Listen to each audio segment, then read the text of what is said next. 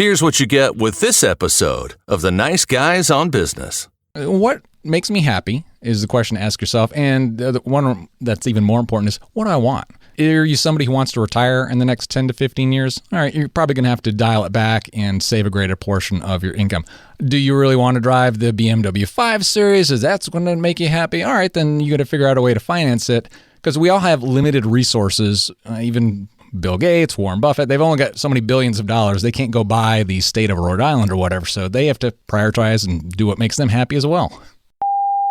Oh, they play both kinds of music, country and Western. The Nice Guys on Business. Need an education on how to grow your business? The Nice Guys are here to help. Learn about great customer service, networking, and how just being nice can help you prosper. Now, here are your hosts, Doug Sandler and Strickland Bonner. Welcome back, Funkin' fans. It is Monday.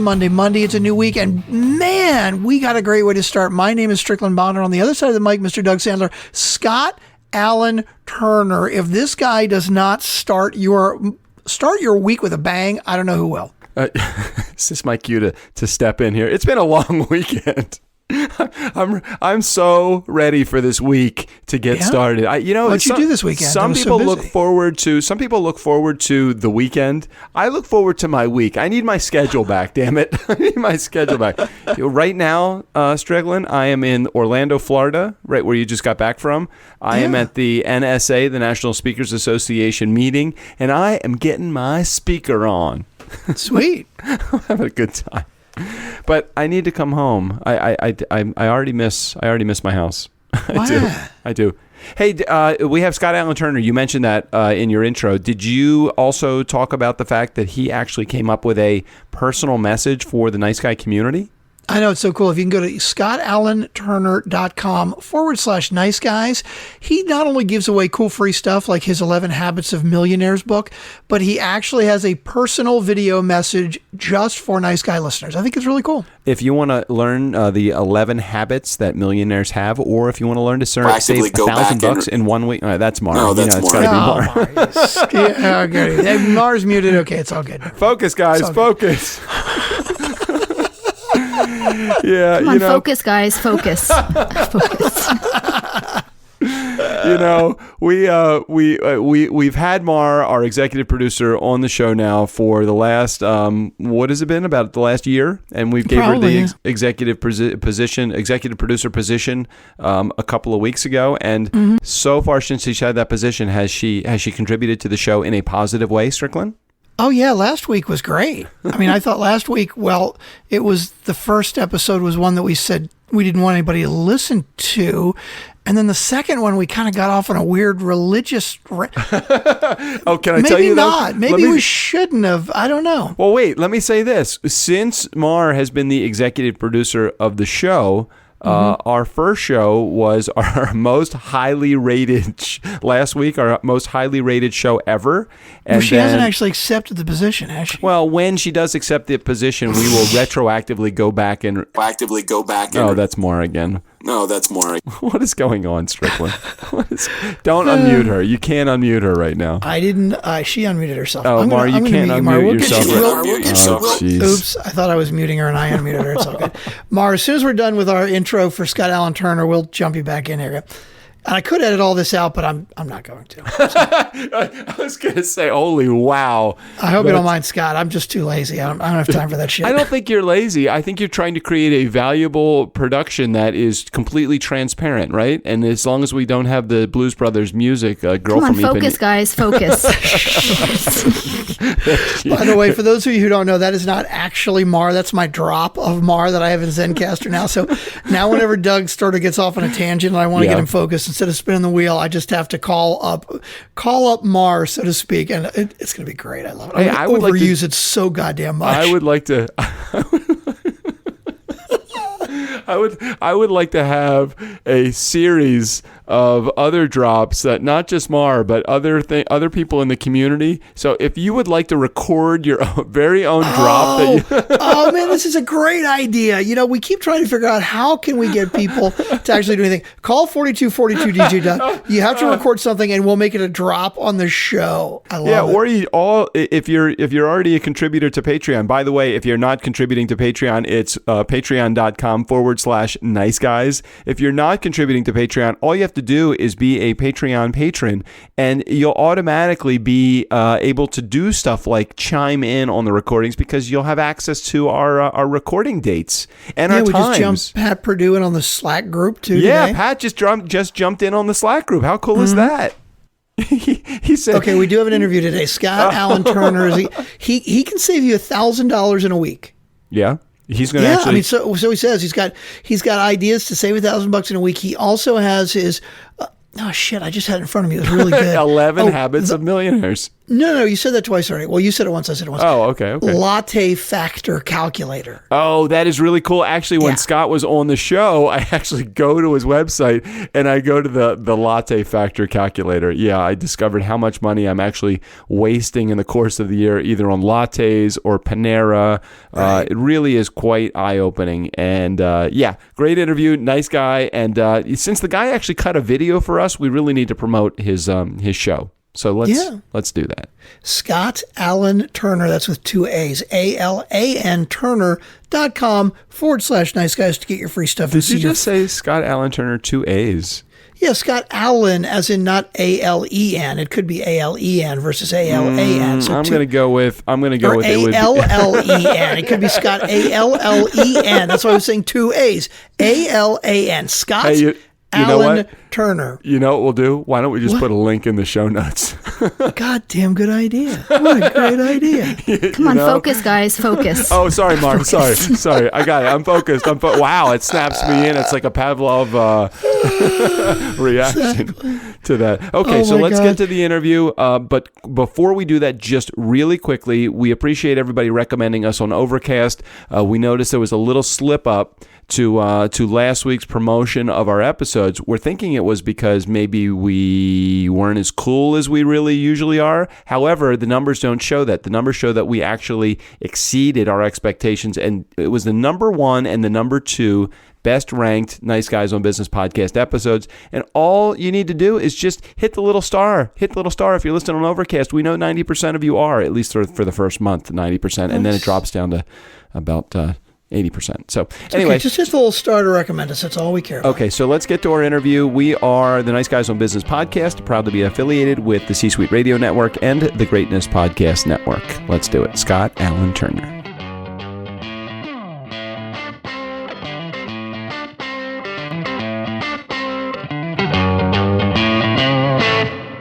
Self-proclaimed defender of your dollars, podcasting rockstar and master of all things money. His blog is like a what's what of how-to. You kind of follow that one, right? Here's an example of how to retire with $200,000, how to make money from a blog, how to work from home, and one of my faves, how to get out of debt. Of course, we all need that one. A recovering former money moron, self-proclaimed, not me saying that. I don't say shit about my guests like that. He is anything but that today. Welcome, Scott Allen Turner, to the Nice Guys on Business podcast. Thanks, Doug. Thanks for having me on. I was excited to have you on because I think we were connected through Interview Valet and one of the folks over there. And when I started to listen to your podcast, I thought, holy crap, there is somebody that actually wants to give more information than just on the topic. Like, we're a business podcast. I can't remember the last time we actually spoke about business. So you're like a money guy, right? I mean, you know a whole bunch about money. I do have a lot of personal finance background. As you mentioned, former money moron, came out of college with some student loan debt, got into some credit card debt, some automobile loans, and then refined my life in my mid-20s to where I am today. Yeah, and that is something that some people, except for that word refined, that's where most people just keep running, and they keep running into trouble. So the thing I like most about you was I think that your production assistant, also known as your wife, is that true? Is that true? She used the word shenanigans in one of the things that she did, and I said, okay, I got a friend here. The word shenanigans is a good one to use. Tell our nice guy community what it is, though, that you do, because you also, in addition to knowing a lot about money, you seem to be a really good connector of people. Yeah, I'm a serial entrepreneur. I've got an IT background, so I've had 8 different companies that I've been a partner or started over the past 17 years. And my wife and I ran several of those, but one of them we sold a few years ago. Kind of gave me the opportunity to do whatever I wanted for the rest of my life. Sit on a beach was a little boring to me. So it's like, all right, I have all this personal finance background. I made all these stupid mistakes with money, and I like helping people. I'm going to go teach people about money and help them avoid the mistakes I made in my past. And that brings me to a really interesting point, because I think part of it is we all have a little bit of money moron in us, don't we? I mean, who doesn't get out of college, have that credit card in hand and think, oh, geez, I could really go on a fuckery spending spree right here. And I'm not sure, I don't know how to pull that back. So what are some of the common mistakes that you see that people are making when it comes to their money?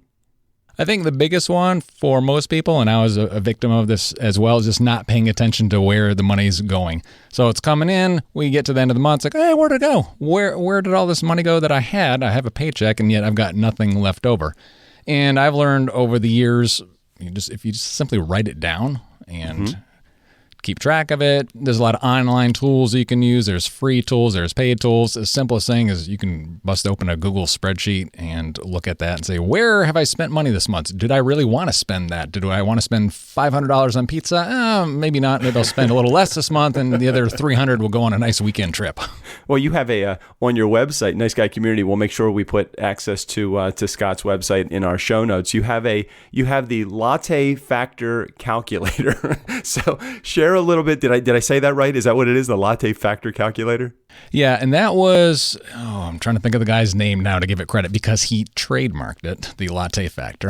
The author of The Automatic Millionaire, I wish I was drawing a blank right now. He came up with the idea of the latte factor, and that's people going to Starbucks every day spending $5-6 on the coffee. What's that worth over the course of the year, or 5 years, or 10 years? And when you add it all up a long period of time, it's tens to hundreds of thousands of dollars.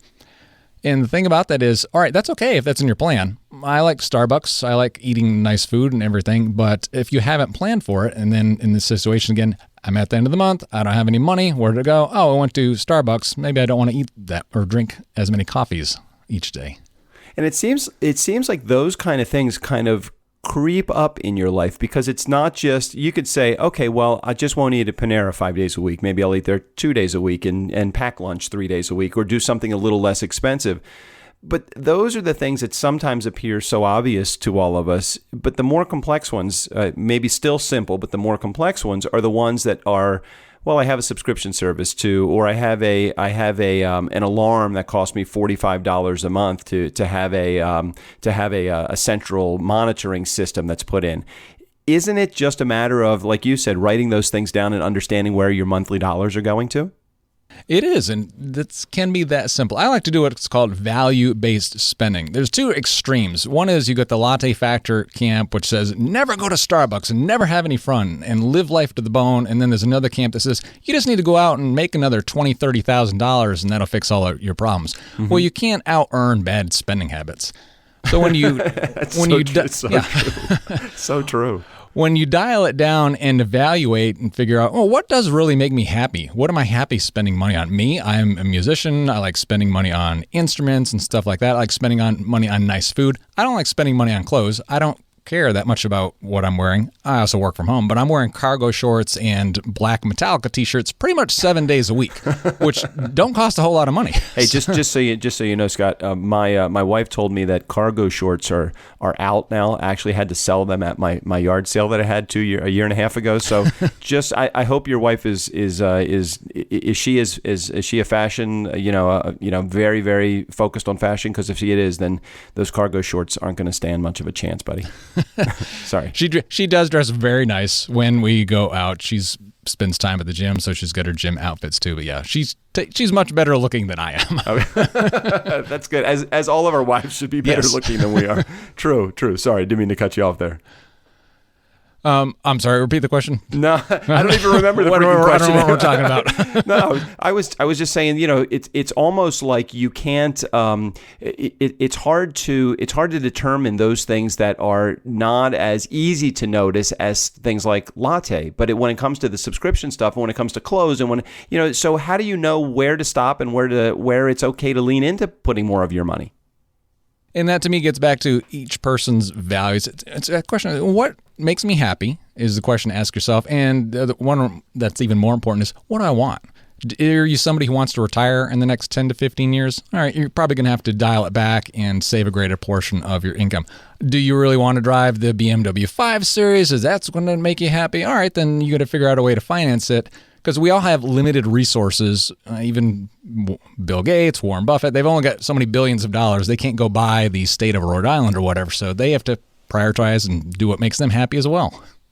So you have it, when you're in college, you have these limited expenses. You have your car insurance, and you may have a car payment, and you may have your rent, and you have food, and then you get a family, or then you get married, and then you have a family, and those expenses start to they catch up to you, because then you have health insurance that you're dealing with, and then you have car insurance, and you have savings for potential milestone events that you have in your life, and you have to live also.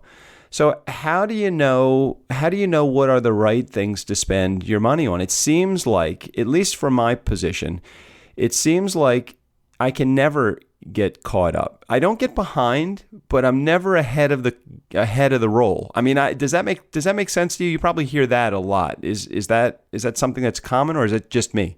No, that's very common. I get a lot of emails into my show. People are having issues with, I don't know, have enough money. I don't know where my money's going. I have trouble managing it. I've got spending issues, and I just want to go out and spend and have a good time, which I do as well. And what my wife and I have been doing since we've been married 12 years next month, but we've done a budget each month. That's the dreaded budget word. Nobody likes to hear that.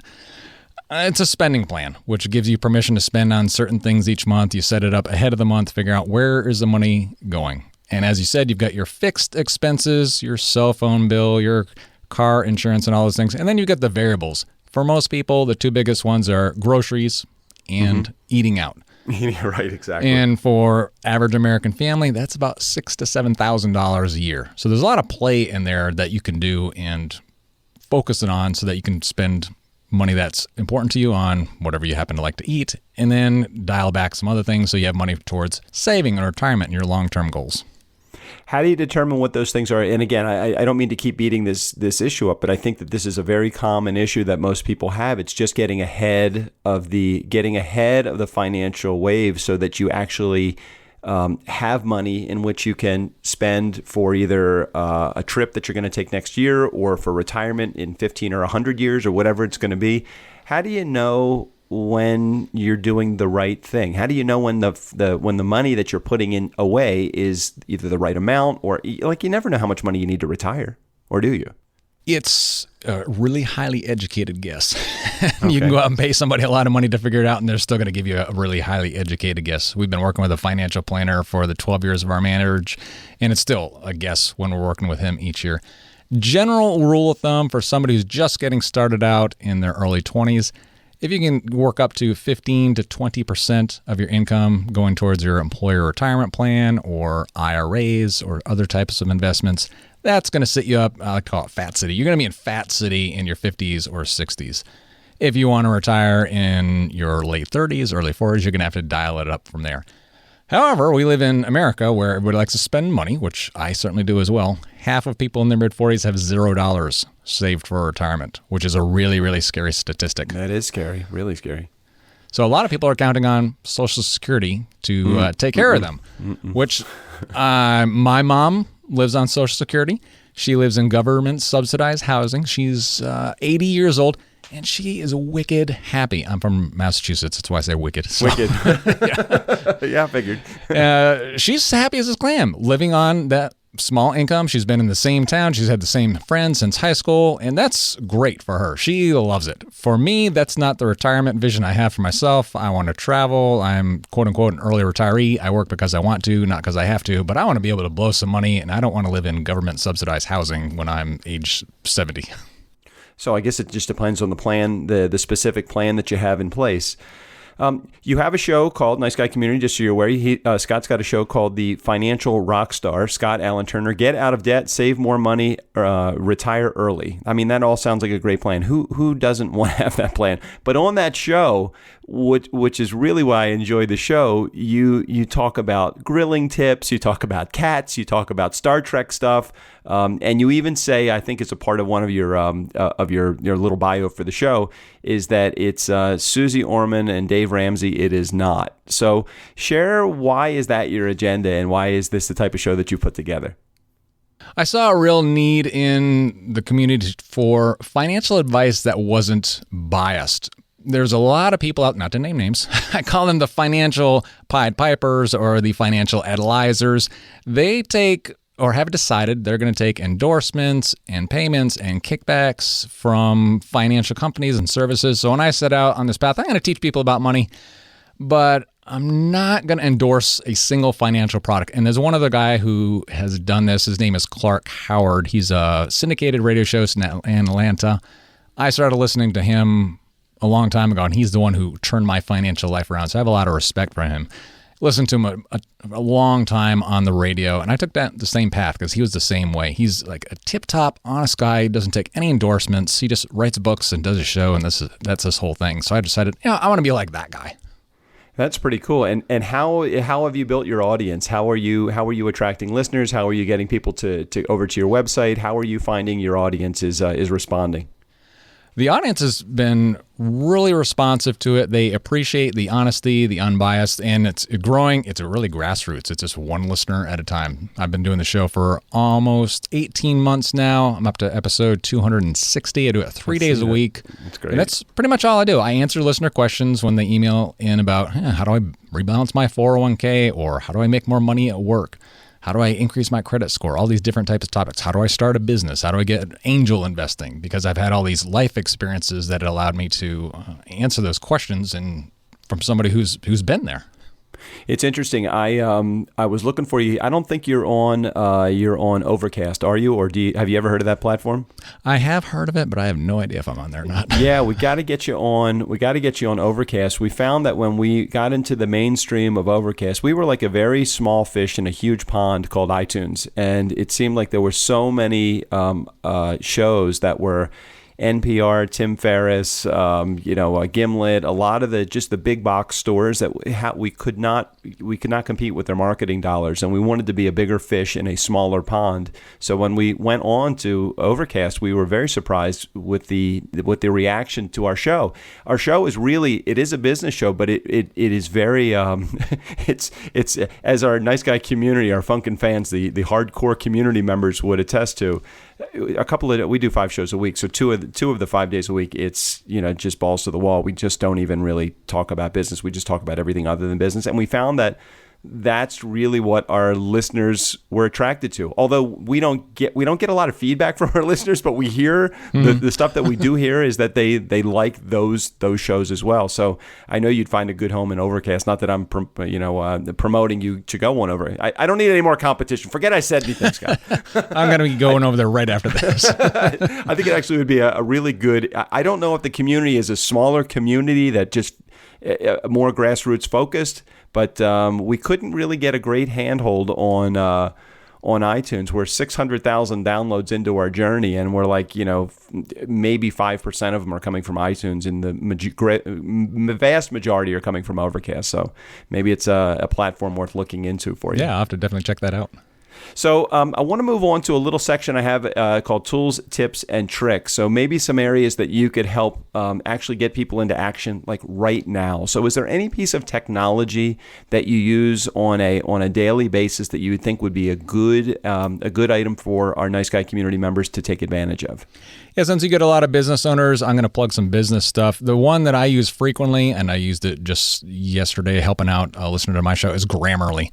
And that's, you can plug it into your browser, and there's a website, there's an app as well. You can load it on your desktop, and it corrects your English after you're typing something out. So I had a guy yesterday, I've gotten to be friends with him on my show. He says, hey, he did a job interview. He needed to write a follow-up email. He wanted me to review it. I'm like, yeah, sure. So he sent it over to me. The first thing I did is plug it into Grammarly to see, all right, is this written properly?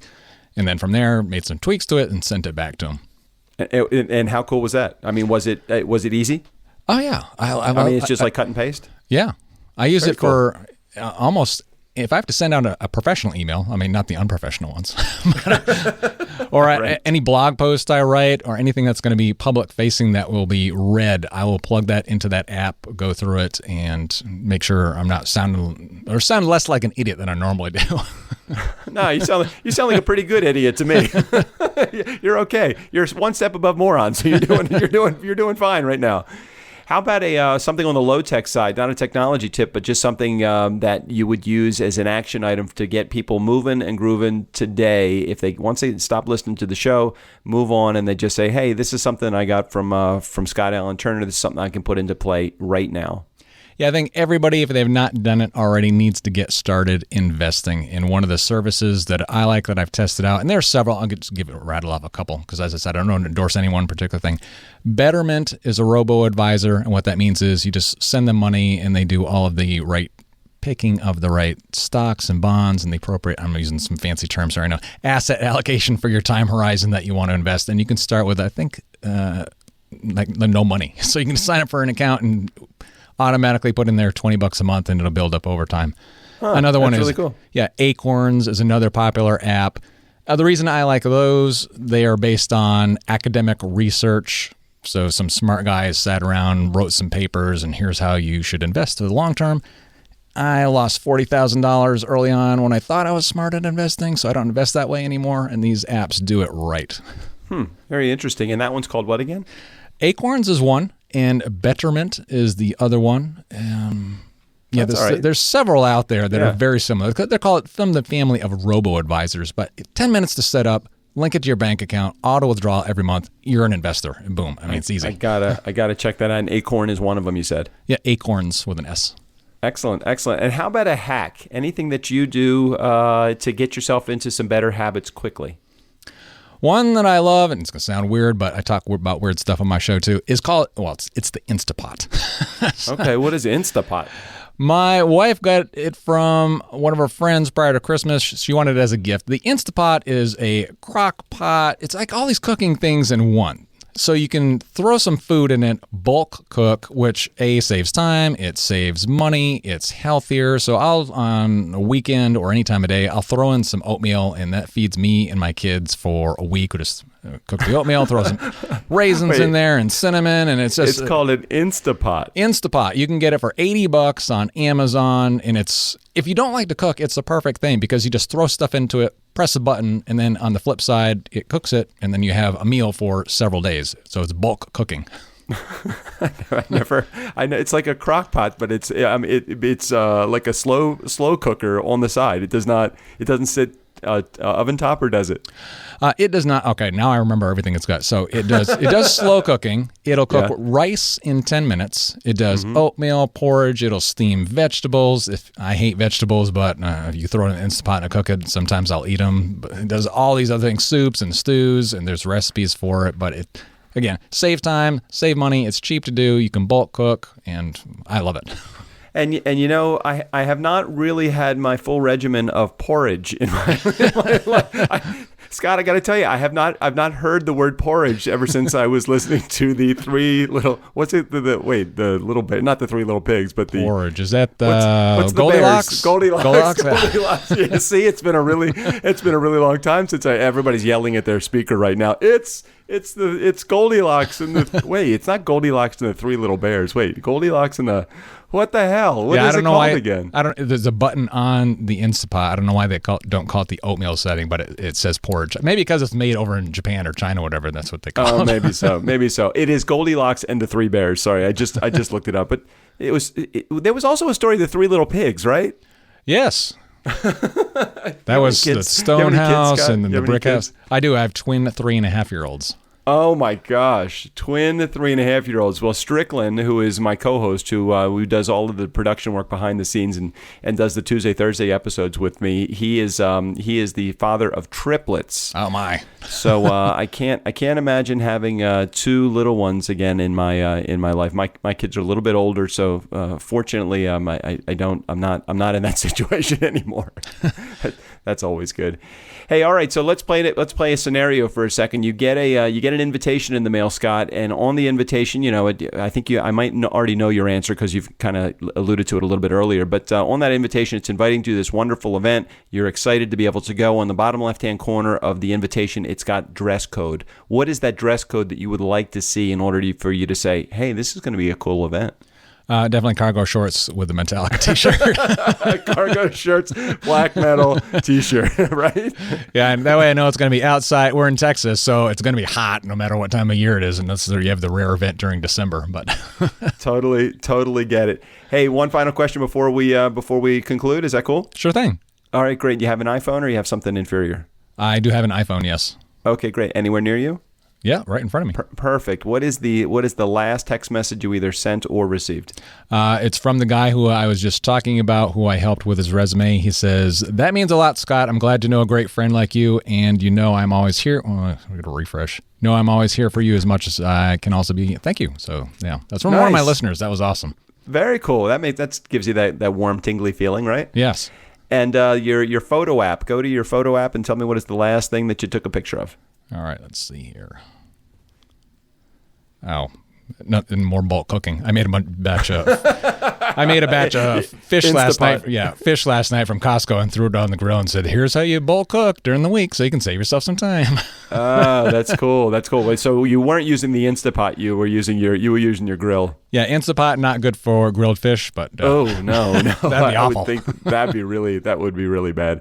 Hey, Scott, if our Nice Guy community wanted to get in touch with you to find out more about what you do or who you are, how can they do that? Sure, my website is scottallen.turner.com, and there's a special link we've got set up /nice guys at that URL, and it's got free guide, 11 Habits of Millionaires, another email course, which is also free, how to save $1,000 in 1 week, and also my best-selling book, 99-Minute Millionaire. The free audio version of that is up there as well. Ah, very cool. I saw that. I went to your the latte factor calculator on your website, and I was just looking. Really interesting. What if I gave up Ben & Jerry's ice cream for 20 years? I just happened to be looking at that. What if I gave up Ben & Jerry's ice cream at an annual rate of return somewhere between 6 and 8% for 20 years? In 20 years, how much money will I have saved, or what would it be worth? $9,424 freaking dollars. I'm like, you know what? I'm lactose intolerant. I don't even need the Ben & Jerry's ice cream. See, I would not give that up. I've been collecting all the Ben & Jerry's ice cream I've eaten because I'm going to do a photo shoot here in another month or two, and I'm going to be in the gym and I've probably got close to,